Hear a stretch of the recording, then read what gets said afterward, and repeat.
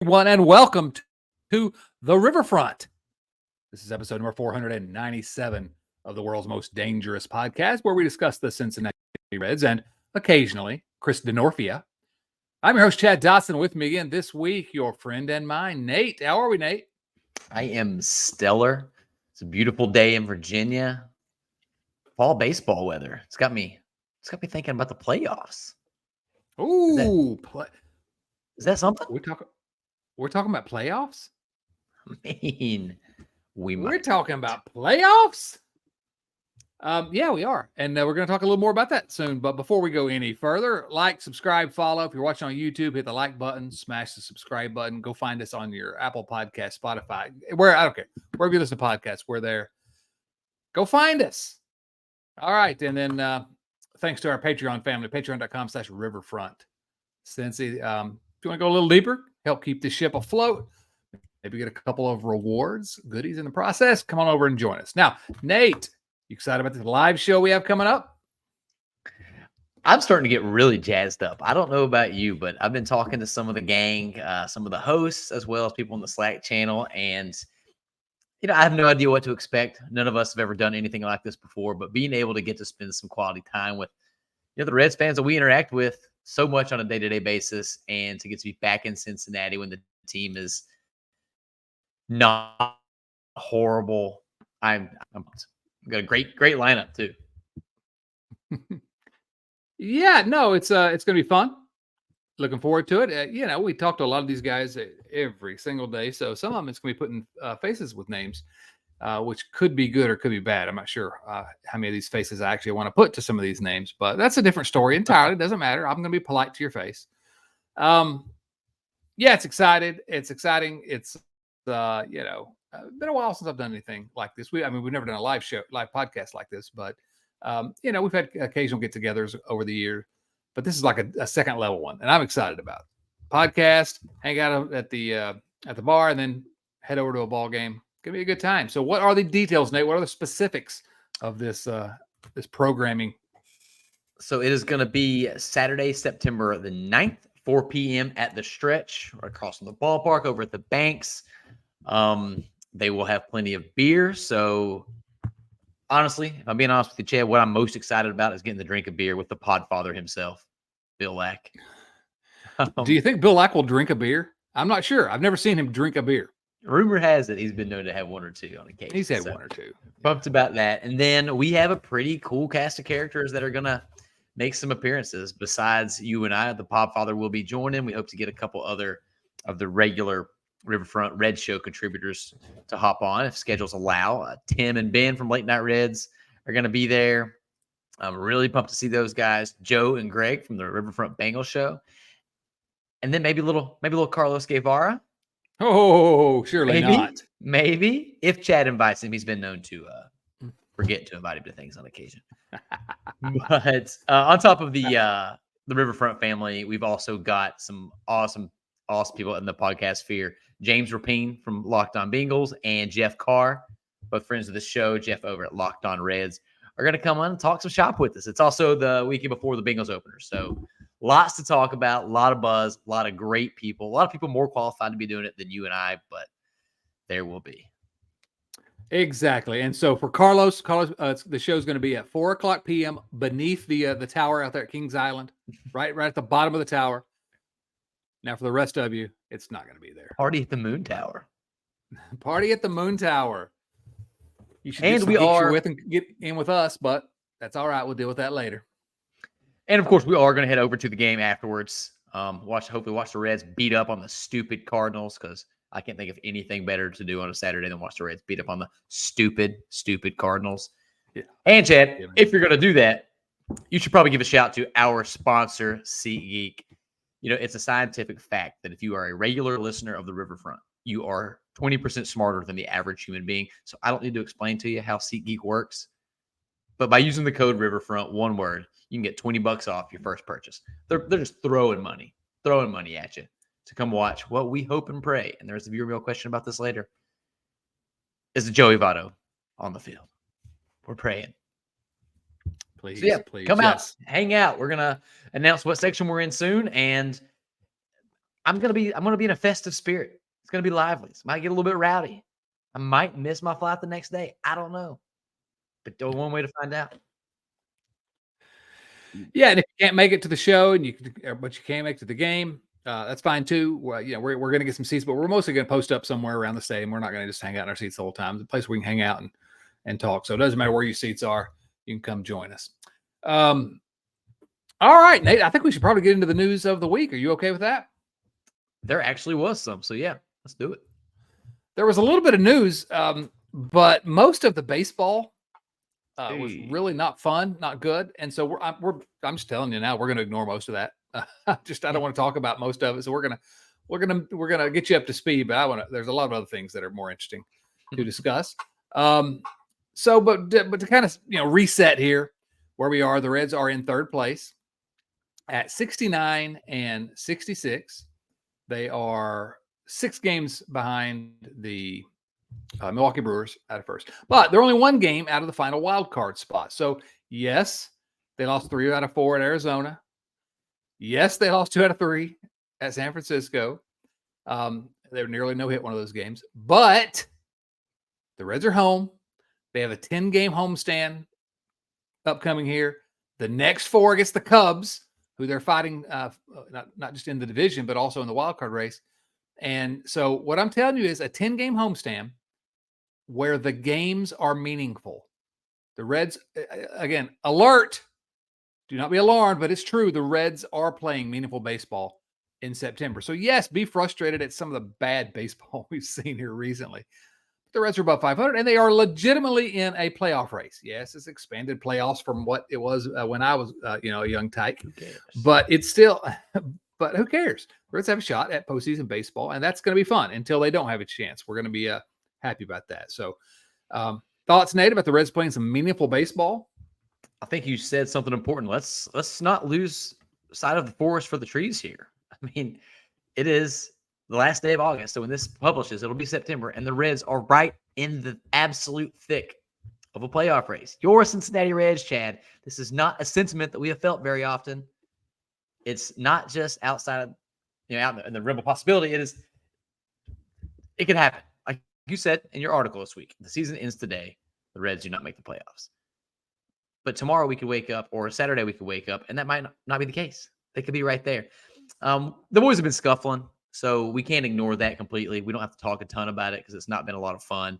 But I would just like to throw out there that the Reds are 5-5 in the last 10 games after completing a 5-5 road trip. The teams around them fighting for that last wild card spot. The Giants are also 5-5. The Diamondbacks are just 6-4, and the Marlins, who are below the Reds, directly below, are 2-8. So the teams around the Reds are scuffling too. So if you're looking for any bit of hope, any bit of optimism, maybe the other teams could keep playing worse. There you go. Yeah. And I said, lost 2 of 3 to San Francisco, lost 2 of 3 to Arizona. 3 or 4 against Arizona and 2 of 3 at San Francisco. But they did sweep the Angels, which means that Nate just said they're 5-5 in the last 10. That's 5-5 on a West Coast road trip. And now some of you kiddos won't remember this, but those of us of a certain vintage will recall many, many years where the Reds looked like they were in the race, and they'd have a second half West Coast road trip, and they'd win 1 or 2 games out of 8 or something, and it would be the end of the season. And so that could have happened out there in Los Angeles and San Francisco and Phoenix, and it didn't. The Reds, held serve essentially 5-5 on any road trip. You sort of take it. Now the Reds need more wins if they're because they have to make up ground. They're behind some teams, but it's not all as bad as the Reds. Lost. What have they won 2 of their last 7 games? I guess it's not all that bad.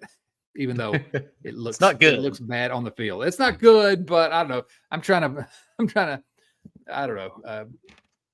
Trying to shine this thing to look a little better.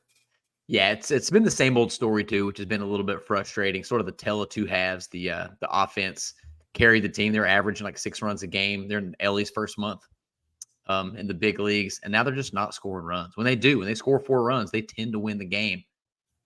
But the boys are not swinging a good bat. A few notes from that little road trip. Brandon Williamson had another good start on against the D-backs last Friday. 6 innings pitched, no earned runs and 6 Ks. Have you stopped and looked at Brandon Williamson's numbers?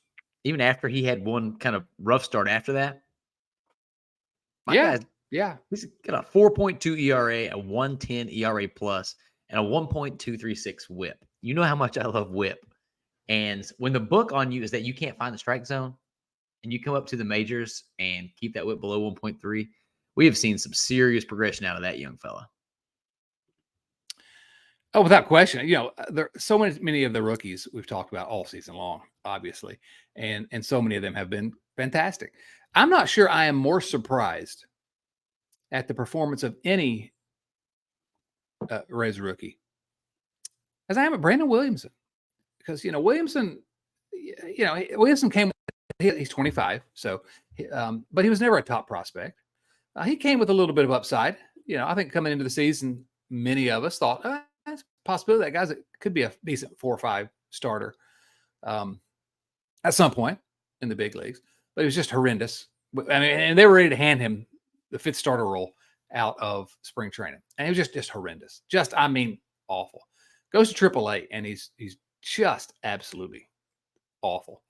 And so, what I'm getting to here is Brandon Williamson needs to really, honestly, buy Nick Kroll some kind of an incredible Christmas gift this year. I don't know what it's going to be, but it needs to be something great, because Nick Kroll refused to acquire any pitching. Got no pitching. Didn't get the pitching in the offseason, which meant that Williamson got a shot earlier than it looked like he was prepared for. And early on, he didn't look great. He got knocked around a few times. But man, has anyone on this team just improved steadily throughout the year more than Brandon Williamson? It's been fun to watch. He seems like a good kid too. Easy to root for. Mm-hmm. Really tall, entirely too tall. I'm a little offended by how tall he is, but a good player. And yeah, really. But it's among the most exciting storylines from the season that nobody really thinks about, because there's so many other exciting rookies. He and Will Benson are like, when am I going to get some publicity? Mm-hmm. Yeah, a couple of things worth mentioning. I think, Chad, we'd be remiss not to mention the Reds somehow losing the Nick Martini game. Talk a little bit about that game. That was what? I don't know what in the Jason Vossler has gotten into Nick Martini. In his Reds debut or the day after, but he had 2 home runs. The Reds 10-8 loss. He had another 3 hits in the game after that. The guy is not even on a major league team, and it currently has a 151 OPS plus for the Redlegs. Make it make sense. Yeah, he hit 2 home runs in his debut for the Reds. The first home runs he'd hit since 2019 on a big league field. 4 years since he'd hit a big league home run, and he hits 2. I don't know. This is the silly stuff that happens around this team. He takes daddy hacks, and I like that about him. God, he does, doesn't he? He doesn't get cheated up there. He doesn't get cheated. He does in not. that Diamondback series, the one game the Reds did win, of course, because baseball's weird, featured Fernando Cruz as an opener. So Hunter Greene got knocked around the game before that. I'm full on the Fernando Cruz train, by the way. I love Fernando Cruz. He gets my Nate Dotson stamp of approval. Highly coveted award and honor. Many players strive to get. It is indeed. Fernando Cruz has it. His numbers, baseball card numbers don't really show it right now because he got roughed up a little bit early, but he has got some liveliness on some of his pitches. I think he's going to have a long career out of that bullpen. Big fan of that guy. That game also featured a valiant effort by Ben Lively in long relief, which is probably where Ben Lively should have been all season long for a team that desperately needed a long reliever or two. It's true. It's true. He did look good that game, though. Yeah, he looked really good. What else we're talking? A couple big days for Tyler Stevenson. I do want to talk about just briefly. Now firmly in the positives in Baseball Reference wins above replacement, so he's better than replacement level. He's been sneakily swinging a pretty hot bat for a couple weeks now, and I'm just going to pretend that the entire season was an aberration, and he was dealing with lingering effects of that shoulder injury, and he's going to be a certified stud for the rest of the year and his career. So take that to the bank. Please. And it's funny how he decides to start hitting a little bit better. And again, it's not like he's killing the ball, but he did have some really nice at bats. He is looking a little bit more comfortable there. As soon as I wrote something about him at Cincinnati Magazine, dismayed at his lack of production. Didn't bury him. Didn't say anything bad about it. Just quoted the facts, and the facts were ugly. But now there was a couple of horrendous defensive moments that he still had this past week, where that's still not his game. But if he can get that back going, it mitigates some of that. Yeah, for sure. And then with the chance to split that road series, they pooped the bed and got 4 hits in game 4 against the D-backs, wasting another strong Graham Ashcraft appearance. What do we have to do to get this guy some support? It's ridiculous. My guy went 6.2 with 2 earned runs, which was the same number of earned runs that Ian Jabot gave up in 0.1 innings pitched to blow the game. So that was fun. Jabot. Ugh. No, Graham Ashcraft. There's a viewer mail question about it, so we'll briefly touch on him a little bit later. But you got to say, Graham Ashcraft, just when it looked like, and you remember that there was a couple shows there where we were like, he was back. I was getting nervous. Yeah, so supposedly healthy. He was getting smacked around. He got smacked around before he went on the IL. And there was a moment there where we're like, is it not going to happen? And look, his overall season numbers aren't great at this point. He's 7-8, 4.73 ERA, but yes, basically roughly league average numbers when you consider how bad he was at one point. That's pretty amazing. How bad of a stretch did that have to be, considering over his last 11 starts, he's got like a 2.69 or something like that. Yeah, it was brutal, but he's looked good for just about 11 starts in a row now. Not enough for them to win the game, obviously. Moving on to that San Fran series. Real quick question for you, Chad. Andrew Abbott was laboring. Is there a guy a little tired? What do you think? Oh, I think he would have to be, without question. And so there's some people suggest maybe it's time for the Reds to shut him down for the year. I disagree with that. Let's say the things go the way Nick Kroll promises us they're going to go, and the Reds are going to be playing deep into the season next year. I got to throw some innings. So, I guess there is some sort of innings cap at some point, but you need to get the guy used to throwing some innings. So I don't know that I might be careful. I might not, limit him to 5 innings if he can make 5 innings, which he hasn't always recently. But yeah, he's looking tired. But man, it's been a season for that guy. He's thrown more innings, per start probably than anyone could have expected, because he's gone deep a couple times. And I don't know, still love the guy, but not looking good right now. They have people in place that are going to make the right decision. So I don't think you run any risk of him getting injured or anything like that. There's no way they would allow that to happen. It is. Well, I mean, any pitcher can get injured at any time, but you can't blame that on necessarily anybody. But yes, 100%. I know what you're saying. But you may have heard, I don't know if you heard this or not, I heard it in a couple places, that they weren't supposed to compete this year anyway. So they might as well just keep running him out there, no matter how tired he gets. After that one, it was ugly. I don't want to talk too much about it. Thank you, Spencer Steer, because I don't think this fan base in this fragile point of the season could handle being no hit. So we're just going to move right on. That was ugly. And then they cleaned it all up in the final game of that series to end the road trip with a huge Christian Encarnacion Strand game. Triple shy of the cycle. It was beautiful. He hit an absolute bomb to dead center in that game. And that was also the return of old Hunter Greene. The guy from 8-10 years ago. No, not the 12-year-old Hunter Greene. Hunter looked good. 5.1 innings pitched, 3 hits, 1 earned run. Actually, 1 run, not even earned. 6 Ks, no walks, if I'm not mistaken. So incredibly encouraging stuff to see there. Hopefully he can build on that momentum. Yeah, without question. Yeah, Encarnacion Strand. Love seeing that for that guy, because he's not exactly hit particularly well since he got here. A couple of bombs, but man, he looked locked in. He had zero swing and misses that game. Yeah. He was dialed in. That was the Christian Encarnacion Steer that I was promised back in spring training, when somebody on this podcast called him that an entire episode. And yeah, Hunter Greene. Hunter Greene was awful in his first start back. He was not good in his second start, not as bad. And so, yeah, good to see him return to form a little bit in that game on Sunday. And the Reds needed it. That evened up the road trip and kept the Reds 3 games over 500. So Yahoo for Hunter Greene, and Yahoo for school. For school. Yahoo for school, Nate. I'm Not trying to enough find a clip over Billy here. Madison references on this podcast. You know something? You suck.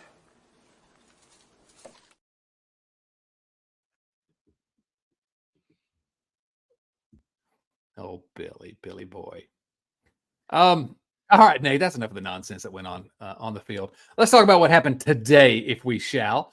The Reds guys on waivers. Now, this was an interesting week because the Angels in particular just decided they were going to put everyone on waivers. Just waive everyone and let it be a free-for-all. And so before we get into the actual results, my initial thoughts at this free-for-all was that if the Reds aren't in on, at least 3 pitchers and 2 particular outfielders, then what are we even doing here? The Reds should have submitted claims on at least those 5 players. And the 5 players we're talking about are pitchers, Lucas Giolito, relievers Matt Moore, Ronaldo Lopez, who were had been waived, and then the hitters were Harrison Bader, who not an Angel. He was put on. He's still a Cardinal to me, which kind of stinks, but put on waivers by the Yankees, and then Hunter Renfroe, the Angels. So the news came out today, and we're not going to we can't get into it if Nate wants to, but I don't want to dive into it too much. But about how the waiver claims work.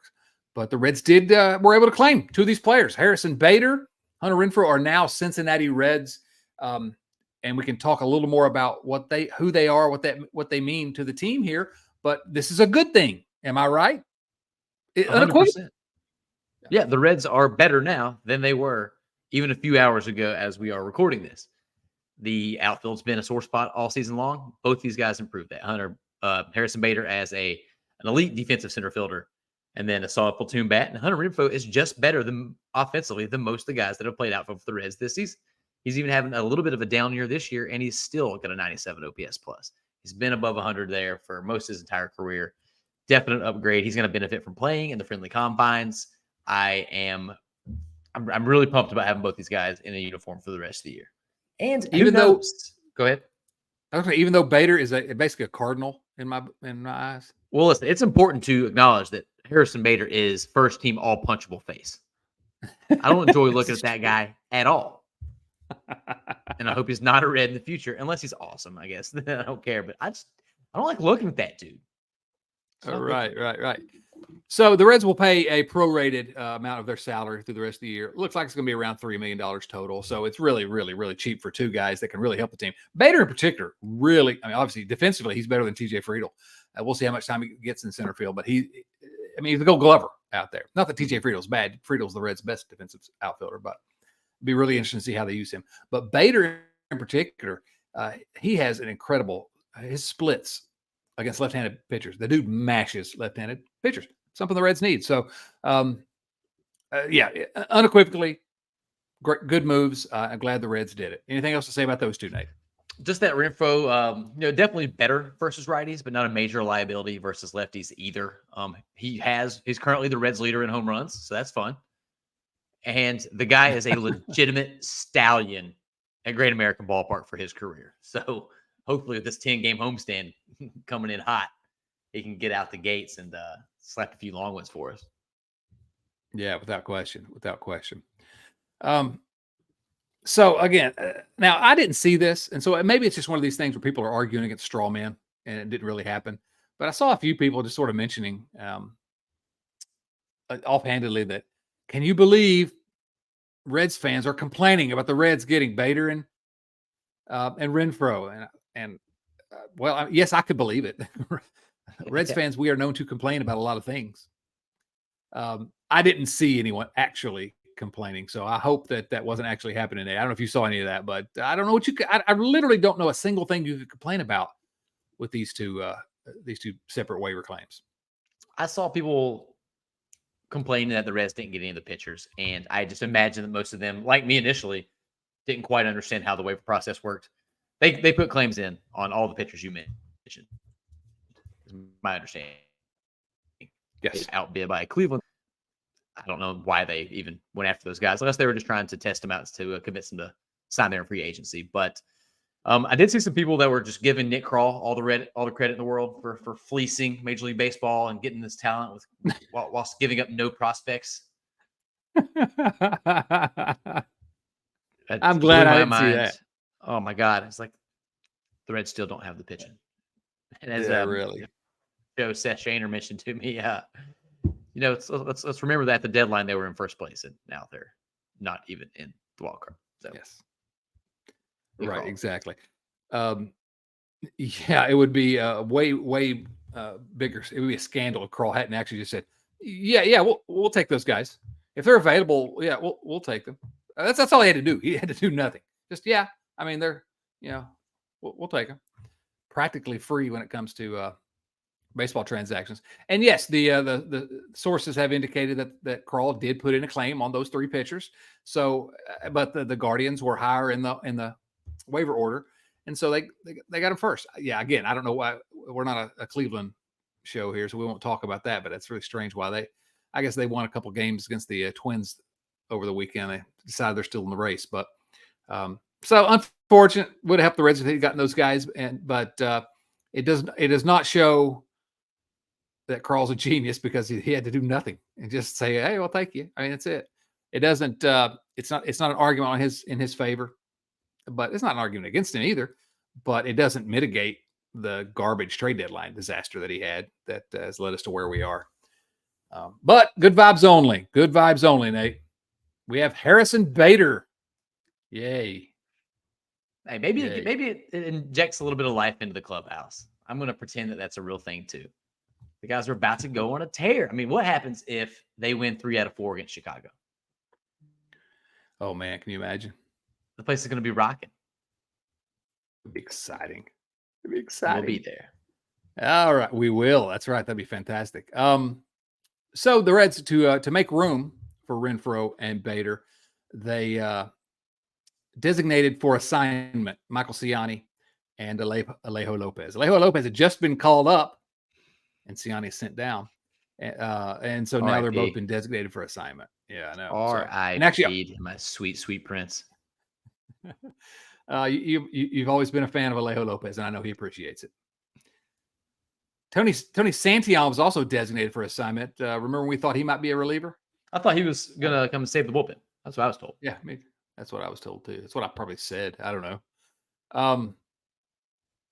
So anyway, those are a couple of the transactions. A couple of the bigger ones or really the biggest one is the Reds placed Matt McClain on the injured list. Matt McClain, the lovely infielder, right oblique strain. Matt McClain on the 10-day injured list. Thought we agreed that we were just not going to talk about this, that we were just going to pretend like it didn't happen. It's just so hard. It's brutal. I think there are strong arguments that he is the team MVP. At this point in the season, him and Spencer Steer have just been the most consistent, most regular contributors on this team. This elite defense, the youth movement started with him. He was the first one this season that came up and kind of just shot out the gate. So I hope it's just 10 days. Oblique injuries can be notoriously difficult to rein in, but get well soon, man. Please, whatever they do not rush him back. But there's no way around it. It sucks. Yeah, it's not good, and we don't know the extent of the injury. We don't know that he may be back good as new in at the end of the 10-day period, and I hope so. He's a kid, and kids heal quickly. But we have seen many times in the past when an oblique injury just lingers and lingers and lingers and lingers, and so I don't know what's going to happen, but hope he gets back soon and healthy, and. I don't know about MVP. We'll have that discussion as the season ends, team MVP. But I do agree with one thing you said there, which is that I think I agree with both those things. But when he arrived and he got that first big league hit, the just single into basically it was shallow, wasn't a deep blast or anything. It was just a regular hit, and he turned it into a double somehow. Well, that's when that's the very moment that the running Redlegs became a thing and that the youth movement started here. So, and I've talked about that single hit a few times, but I think it came in a bat after maybe he walked his first bat. It was really good at plate discipline. Maybe took 3 balls with 2 strikes, something like that. But just I need to just close my eyes and remember that hit, because for the next couple of months were really fun, and I hope we have some more fun times like that in the future. But good vibes only. Good vibes only. Let's see. Jake Fraley doing a rehab assignment at AAA. Supposed to be back. He needs surgery, evidently, but he's not going to get surgery. He's going to fight through it. A stress fracture in his toe. Not played in about a month, but he wants to fight through it. So another key to getting Bader and Renfroe is that when Fraley comes back, he's probably going to be limited to DH duties. And so, he wasn't exactly a superstar Gold Glover out there anyway. So, so like I said, the Reds get better. Yeah. They also, I read a tidbit that apparently the Reds have a cardboard cutout or like a doll of Jake Fraley in the clubhouse. So if you ever needed evidence that guy was important to the clubhouse culture, they kept him in there even when he was gone. By the way, if you ever been to the Red Leg Nation, this is a website. It's a web site, Red Leg Nation, and you should go and look at the piece that they have there. I think Doug Gray wrote the piece, but it was the article where he talked about, let's see, Doug Gray did write it. Tony Santillan was designated for assignment, and the Reds called up Alejo Lopez. I ask each of you to go to the website, redlegnation.com, and look at the photograph that accompanies that Tony Santillan Alejo Lopez picture. They have a picture of the cutest little 12-year-old wearing a Reds uniform. It's just adorable. It's totes adorbs, Nate. It's totes adorbs. And it's so cute. Little guy. Oh, wait a minute. I'm getting a word from the home office. That's actually Alejo Lopez. Sorry. But it's cute. He looks like a 12-year-old. And not the kind of 12-year-old that would make certain Tampa Bay Rays happy. Oh, my gosh. Trey Mancini. Trey Mancini. Sorry. We got to move. Yeah. Moving on. Got to move on, Nate. You want to talk about Trey Mancini? No. I was surprised. The guy shows up, mashes a couple dongs, and speaking of, hey yo, hits a couple quick home runs in Louisville, and they just send him on his merry way. I don't know. I was holding on to some hope that he could catch fire for a little bit, but I'm not losing any sleep over the Trey Mancini. He doesn't even get to be a former obscure former Red, which is the only real shame in all this. Yeah, I hope out there somewhere there's a Twitter account that is obscure former Louisville bats. There's good names on that one. And that's where Trey Mancini will be. Sign him a week later. He's gone. And the only reason he was here was take a flyer and maybe because the Reds have been struggling offensively. Maybe he can mash a couple and sure, have a Vossler week or two. You're mashing. So long, Trey Mancini. Godspeed. We barely got to know you. And I guess the last bit of news before we get into our viewer mail. This is really a sad one. Nick Lodolo, as predicted here on the world's most dangerous podcast, Nick Lodolo's season is over. And shut down. He will not make another start. And so to which we need to go back. I'm not on Twitter anymore, but we need to go back and find all those people who said the Reds are going to get Hunter Greene and Nick Lodolo back. It's going to be just as good as a trade. Yeah, well, Nick Lodolo. We're going to have some real conversations about Lodolo coming into next season and where he stands and where he should stand. And to me, he's still, if he's healthy, he's absolutely a starter here. But there's going to be a little bit more, a few more questions around him, and a little more uncertainty than you would ordinarily like out of a guy like that. It's he'll be going into his age 26 season. So, getting to the point where he's not, a kid anymore. And, he's performed well most of the time he's been on the big league mound, but he's not been on the mound much. So I hate to see it for the guy because obviously he doesn't want to be on the on the IL, and obviously he didn't want his season to be over, and the Reds don't want his season to be over either. But it's just tough luck, and hope he gets better soon. Yep. Another piece of evidence of why you don't rely on people to come back from injuries to save your season. It's a nonsense argument, gaslighting by the front office. My favorite tweet related to all this, and we're not going to take any victory laps here because we're not going to celebrate somebody getting hurt like that. But old T.O. Phil, professional poker player, Phil said, but next season when he comes back healthy, it's just like signing a marquee free agent. That's fantastic. Oh, come on. Fantastic. Come on. I love it. I love it. Fantastic. Yeah.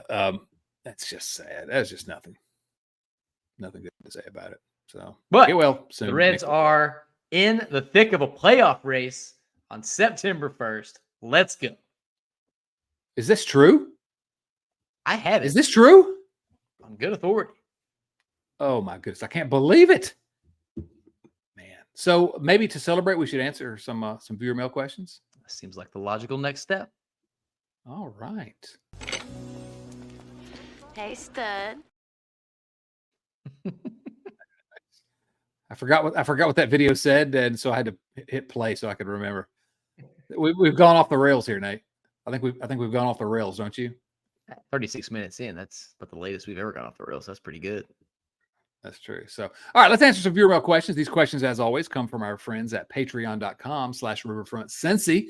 That's patreon.com/riverfrontcincy, where you too can ask them questions. Now, as always, these are actual letters from actual viewers. I walked out to the mailbox today and got the letters out and brought them in. And I've taped them to the wall in front of me so that I can read them. But you can't see them because they're back here. They're taped up. But these are actual letters. The first of these actual letters comes from our friend Mike Perry. Mike asks, if both hit their ceiling and play their entire career in Cincinnati, who is more beloved, Joe Burrow or Elly De La Cruz? Now, this is actually a really good question. And Mike Perry is not known for asking very good questions. Usually his questions are subpar. Mediocre at best. Yeah. Well, yeah, at best. Absolutely. Love you, Mike. But that's a good question. What do you think, Nate? I have an answer if you want me to dive into it, but I'm happy to hear what you have to say. I'm inclined to think that it's Joe Burrow. Okay. I find football rat, and I think that there is a little thing just from a language barrier standpoint that allows fans to feel more connected. But their ceilings are so much different. Joe Burrow's ceiling, in my opinion, is one of the great quarterbacks. I mean, unfortunately, he plays concurrently alongside Patrick Mahomes, so he may never be the best quarterback in the NFL, even if he reaches his ceiling. If Elly De La Cruz reaches his ceiling, he could be one of the top several baseball players of all time. So I'm going to go with Burrow, but that's a great question. That's a fantastic question. And I think the key to the question for me is that word ceiling. If they both hit their ceiling. If they both hit their ceiling, Joe Burrow is a Hall of Famer. Elly De La Cruz is an inner circle Hall of Famer. And so I think that so if you just look at that word, then I think you have to say Elly De La Cruz. But there's this other component to this as well, which is that if Joe Burrow hits his ceiling, it's very likely that the Bengals are going to be competitive most years because of how important a quarterback can be to a franchise. And so if he hits his ceiling and is playing in Cincinnati his whole career, they are likely to win a championship or two. I would not bet a single dollar on the Reds winning a championship during Elly De La Cruz's career. And I hope they will. And we've got a lot of kids. There's reason for excitement, but other teams are trying to win too. And until the Castellinis show me that they're going to actually put a real team on the field, why wouldn't we think that Elly De La Cruz would spend his whole career in Cincinnati the same way Joey Votto has here without much support? So you can go either way. But, man, that is a fantastic question. Really, really good thought exercise. This next question better be just as good. Oh, wait a minute. It comes from James Urban. It is nice that James, at his advanced age, has learned how to use the internets. All right, that's pretty good. Learn how to Impressive. use his computer. Oh, James, I can't believe you still stick with us. What do we have to do to ensure that Chad gets to see Joey Votto alongside Ellie De La Cruz on the field come September 9th? Do we need to donate an arm? No, don't donate an arm. That's not necessary. I think I'm by the time concerned they about this, attach it Nate. to Joey, he wouldn't be able to get back on the field anyway. Yeah, this is the most concerned about anything I've been this season. Yeah. The whole reason that I was going to break my boycott was to see Joey and Ellie together, and Joey in what potentially could be his final season. The idea that we may not get to see him, not great, Bob. No, I'm waiting every day for some news, sitting like Google alerts for Joey Votto's name, because I mean, I guess if we don't get to, we'll just have to do an impromptu second live show a couple weeks later. We might have to. Whenever he gets back, we'll do a live show. No, I really hope so. That's going to be like Nate said, that's going to be a huge bummer if we get there and he doesn't. All right, Seth Shaner. Ooh, another Ellie question. Finish this sentence. 5 years from now, Ellie De La Cruz will be. 5 years from now, Ellie De La Cruz will be a New York Met. No, you're fired. Cancel this guy. I don't know. I'm just saying. That's my prediction. That's how I finish the sentence. I hope not. I hope he's a Red for life and hits his ceiling. And the first question we had, but that's my answer. New York Met. Bring the good vibes only banner back. Jeez. Yeah, where is that thing? My answer is the same thing he is today. Electricidad. Ooh, Sorry for that terrible accent. That's pretty bad. That's pretty bad. Yeah. I think baseball wise, he's going to be, I do think in 5 years, he's going to be at the very worst, one of the 10 best players in baseball. And maybe even substantially better than that. I could see him being in the MVP discussion every year for 10 plus years. And that could start as early as next year. Absolutely. Yeah, no question about it. Hey, Nate, hey, did you know we're talking about playoffs? Woo! We're talking about playoffs? We ain't talking about playoffs. Oh, sorry. Playoffs? Who we thought they were. Oh, man. I'm a man. I'm 40. I'm sorry. I'm just thinking of dumb viral sports related moments here. The next question comes from Jonathan Andrews. Jonathan's question is about Hunter Greene. My question focuses on Greene's performance on Wednesday. Did he realize he should pitch as opposed to throw? Is it just the next step in his rehabilitation? What insight can you shed on the difference in performance? All I would say is pitch as opposed to throw. I mean, he's known that since he was probably 12 years old. I don't think that's a thing for a major leaguer of his caliber. I just don't. Not to argue too much with you, Jonathan, but I just don't see it. I think that the thing you need to remember is this: baseball is really hard. Pitching is really hard, and as I always say, those guys that he's pitching to, they all drive Porsches as well. They're all very good. They get paid to play baseball as well. They're really good. So you can be just a little bit off or not quite back from your injury, maybe you not quite back in the groove just yet. And you could be a little bit off, and these guys are going to punish you because they're really good. So I just think it's Hunter Greene, get back to what Hunter Greene was. I don't know any reason to be concerned about Hunter Greene. He was really good before he got hurt. It wasn't good in his first 2 starts back, but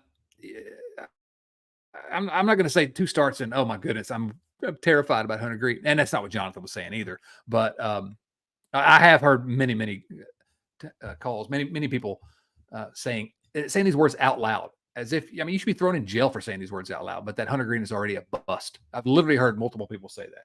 Get out of here with that nonsense. You literally should be jailed for that.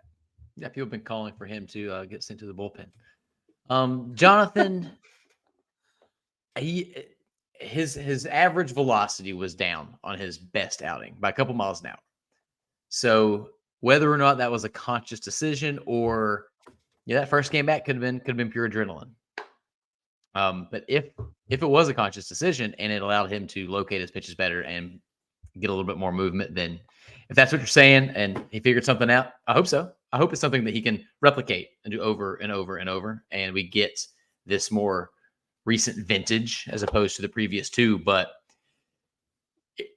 these expectations we have, I don't get it. We give some players the longest bit of rope, and they can do no wrong.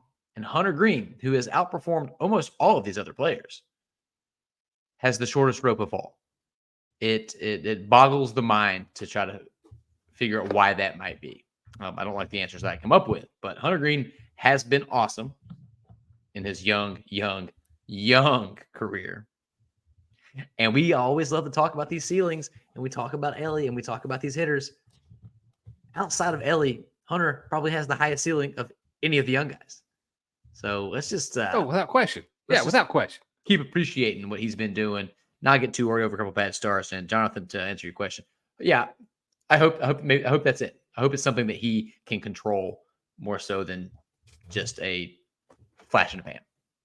Yeah, and I like the way you characterize that question. I may have misunderstood the thrust behind the question, because that's a reasonable answer.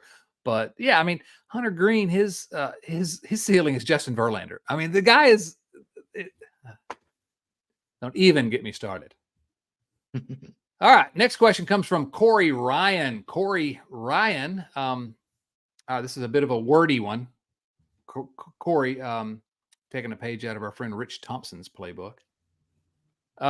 Corey's question is this.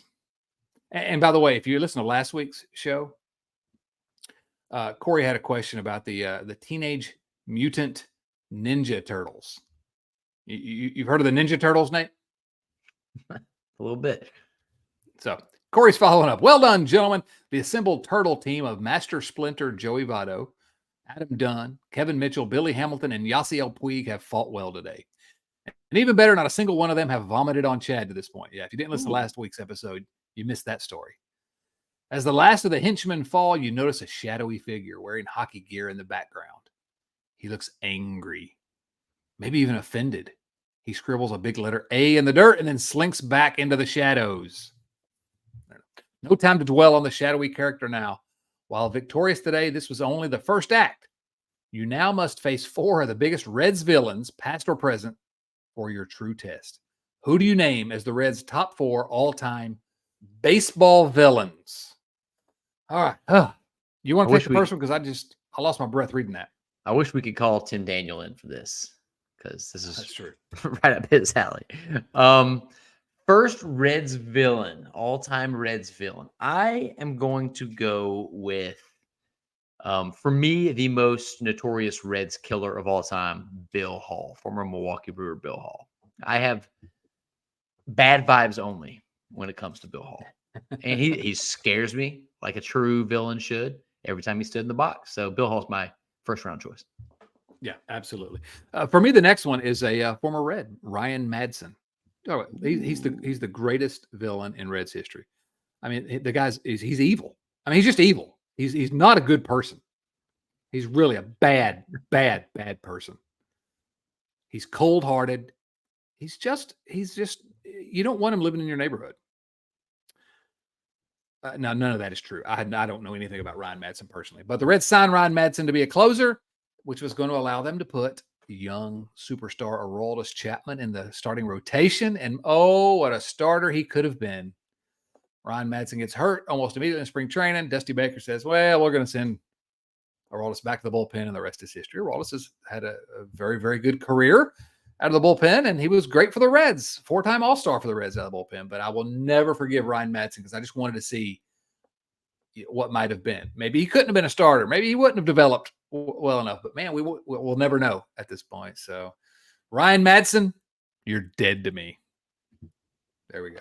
You got another one, Nate? It's a really good choice. So, for me, my next one, a good villain, in my opinion, some of my favorite villains are the ones you don't entirely hate. Sometimes you'll even sympathize with them a little bit. They have a just cause behind them, or at least one that you can wrap your head around. So for me, the next biggest Reds villain, Buster Posey. because that grand slam in the playoffs was one of the most crushing moments I've ever had. I've talked about it at length on this show, where I was outside of a dive bar in Shenzhen, China, watching on my phone. And nothing against Buster Posey. I liked that guy. He was a great ball player, but he is responsible for the single biggest heartbreak, I think, that I've ever felt as a Reds fan. Yeah, the biggest heartbreak for a full generation or two of Reds fans, Yeah. really, to be honest. And yeah, he's like on that list that I always think of to myself of, players for other teams that you just always wish it were a Red. I would love to have had that guy in a Reds uniform. Just a great career. Seemed like a good dude. Again, he may be more evil than Ryan Madsen. I don't know. But yeah, in terms of Reds villains, especially over the last 25, 30 years, he's up there. I guess for our fourth villain, I'm going to go back outside the organization to the most unlikable player in the history of baseball. Yes, I'm talking about the neck tattoo himself, Yadier Molina. Yadier Molina. Oh, I don't even want to talk about that guy, but you just think back to the big fight in 2010 and just everything over the years. Brandon Phillips taps him on the shin guard, and he acts like and Molina acts like a moron. And then goes deep a couple innings later. Yeah, I know. Dude's a villain. Screw him. I cannot stand him. I'm glad he's retired, and I'm glad that the Cardinals suck. And to put a bow on that, if the Turtles have their Master Splinter, the villains have to have their, I guess it's Shredder, their evil leader. Who you got? I don't know what any of that means. I do not know what a single word of that means. So, I don't know. It's got to be Bob. Oh, thank you. Goodness gracious. Yes, thank you. We should have put him at the top. Bob Castellini. The mastermind pulling all the evil strings behind the scenes. Pulling them all. Bob. Hash Brown, sell the team, Bob. Good night. Nate, but we have one more viewer mail question, and I want to answer it. Believe me, I really do. But before we answer it, I want to commend you for the video you sent me. It was actually not, they don't call them videos. It's an Instagram reel. Ooh, but it's a video. You sent me a good one this week. I thought about it maybe once or twice, but it's actually been a long time since I even thought about it. But it was when Lou Piniella, Reds manager Lou Piniella, tried to fight Rob Dibble in the Reds clubhouse. It was just fantastic. And I don't even go back and watch it. But the best part is they're trying to shuffle the camera out of there, and you see Bip Roberts standing there with no shirt on, probably no pants for all I know. They didn't show that far below. But just standing there like, what is going on in here? You have this look at his face like, is this what is it? What am I on candid camera for the kids of a certain age? We'll know what that means. But thank you for sending me that. That was a good walk down memory lane. It was incredible. All right, last question comes from Brandon Kamick. Brandon's question is this: because of his resemblance to Mac, he's talking about Mac from It's Always Sunny in Philadelphia. Which Always Sunny episodes best describe Graham Ashcraft's first half and second half this season? So, Nate, I know you're a big fan of It's Always Sunny. Mac, played by Rob McElhenney, the owner of one of the co-owners of Wrexham soccer team. I heard you'd like this question. You're a big It's Always Sunny guy. I wish I had more time to dive into this one, but if I have to pick one off the top of my head, I'm going to go with, based on the tale of two halves for Graham, hero or hate crime. Oh, there we go. Seems appropriate. I wanted to go with the gang solves the North Korea crisis, but I couldn't really make that work. So hero or hate crime, depending on which Graham you get. Fine line between hero and hate crime. Turns out. Definitely. So I had to come up with two. I had to come up with one for his first half and one for Graham Ashcraft's second half of the season. So first half of the season is the gang carries a corpse up a mountain. It's a good episode. Second half of the season, Thunder Gun 4, Maximum Cool. Thunder Gun 4. Graham Ashcraft's name needs to become Thunder Gun. I've heard he hangs dog. Did you hear that? Oh, that show's so funny. That show is. I actually haven't seen the newest. There's a new season now, right? It's a new season. Fantastic. I haven't seen it. Yeah. Oh man, I haven't seen it. Got to maybe started on that tonight. Nate, what else is going on around the riverfront? Not a ton. The Bengals show guys, Joe and Greg, are definitely pumping out some content, getting ready for their big season opening extravaganza. A lot of excitement around the Bengals right now, so we're pretty pumped. We got some interesting promotions coming up on their front too, so really excited about that.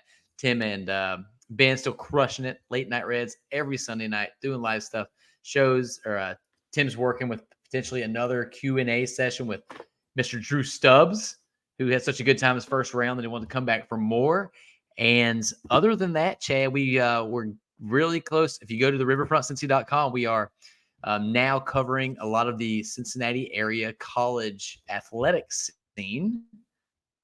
So the Bearcats, Northern Kentucky, Xavier University, all getting some coverage. We're going to have some podcasts related to that as well soon. And yeah, we got a lot going on, man. I was going to say not much, but no, we got a ton of stuff going on. It's true. The riverfront is growing, and I could not be more excited about everything that's going on in our ecosphere here. Yeah, and stay tuned. You're likely to get more than one podcast from the Riverfront Gang this coming week. I think we're gonna check in with you maybe on, I don't know, early next week, and then we got a big series coming up against the Cubs. So I think we're talking about doing maybe a little State of the Union based on the results of this 4-game set against the Fuzzy Cubbies. Let's get him, man. Let's get him. All right, Nate. Any final thoughts for us? I heard that Ryan Madsen hates puppies. He does. No, that's it's true. It's absolutely true. I have it on good authority. All right. Thanks to everyone for listening to and supporting the Riverfront. Tell your friends about us. That's the way to grow a podcast, and we've got so much good word of mouth. And so I appreciate you all telling everybody about us, sharing these shows, and get more people into the family here. Please remember to subscribe to the show either on YouTube, smash the subscribe button, or in your favorite podcast app. You're going to find us on Twitter, Instagram, Facebook, TikTok. We're at Riverfront Cincy everywhere, at Riverfront Cincy. And then finally, huge thank you to our supporters at patreon.com/Riverfront Cincy. The show would not be possible without the support of our family. So come join us. Link in the show notes, patreon.com/Riverfront Cincy. Shout out to Adam Dunn. Shouts to Lisa Alberto and Wayne Krinchicki and Eli Cash. And oh yeah, Kristen Norpia. For Nate Dotson, this is Chad Dotson saying, so long, everyone.